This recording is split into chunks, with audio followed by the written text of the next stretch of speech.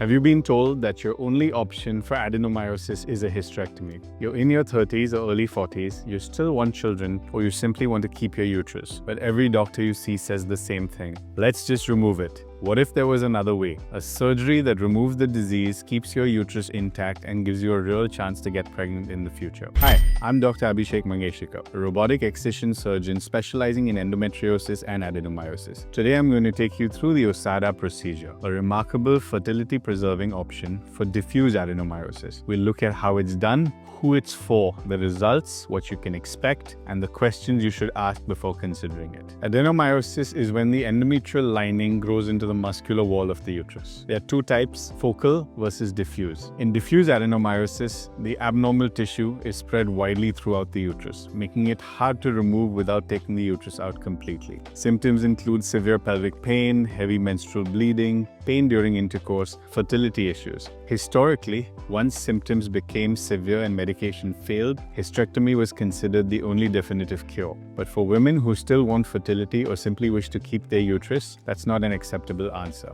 Developed by Dr. Hisao Osada in Japan, this procedure aims to radically excise adenomyotic tissue, reconstruct the uterus so that it remains functional for pregnancy, significantly reduce pain and bleeding, and minimize the risk of recurrence. It uses a triple flap technique, which is a key for removing disease and maintaining uterine strength and integrity for future pregnancies. For preoperative planning, an MRI or a high-resolution ultrasound to map out the spread and depth of the disease. Blood work and fertility discussions to align goals. The first step is the endometriosis excision. Most patients with adenomyosis also have endometriosis. We almost always begin with a robotic or laparoscopic surgery to excise the endometriosis first. This is critical because endometriosis requires high magnification and is never treated by open surgery. To control blood loss during surgery, we may place a uterine tourniquet, but more commonly, we use vasopressin, which is injected into the uterine wall. This causes constriction of the blood vessels and significantly reduces blood loss during the procedure.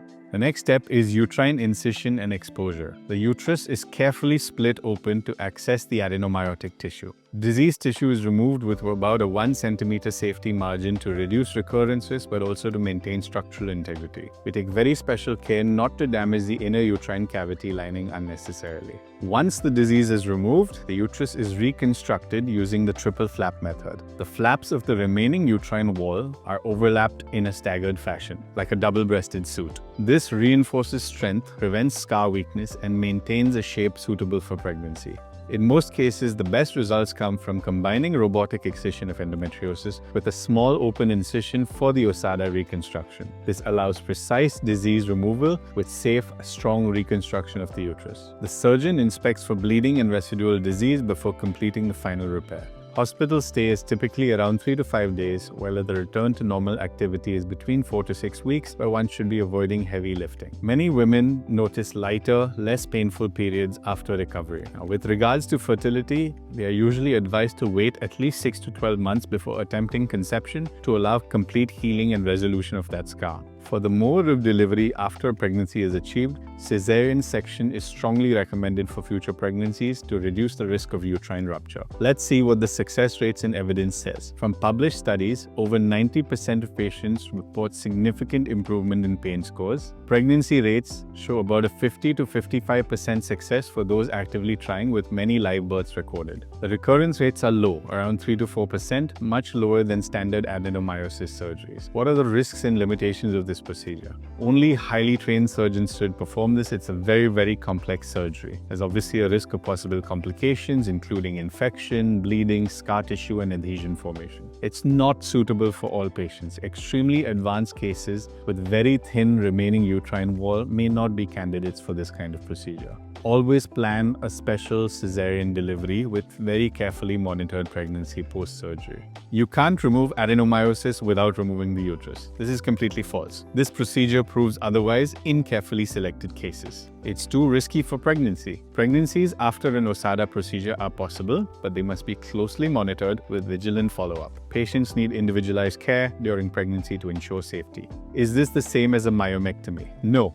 Myomectomy removes fibroids, which have very clear margins. Adenomyosis often involves the entire uterine wall with no clear lines of separation or demarcation. The surgeon must carefully judge how much disease to remove and how much uterine wall to preserve, ensuring a functional uterus remains. It is more similar to cytoreductive surgery, which is done for cancers, where the goal is to reduce disease as much as possible while preserving organ function. If you or someone you know has been told that hysterectomy is the only answer for adenomyosis, please share this video with them. The OSADA procedure is not available everywhere, but knowing it exists can completely change somebody's treatment journey. Your health decisions should be based on complete information, not limited options. If this video has been helpful, hit like, share it with anyone facing adenomyosis, and subscribe for more in-depth women's health content. Let's make sure no woman is told she has no choice when she actually does.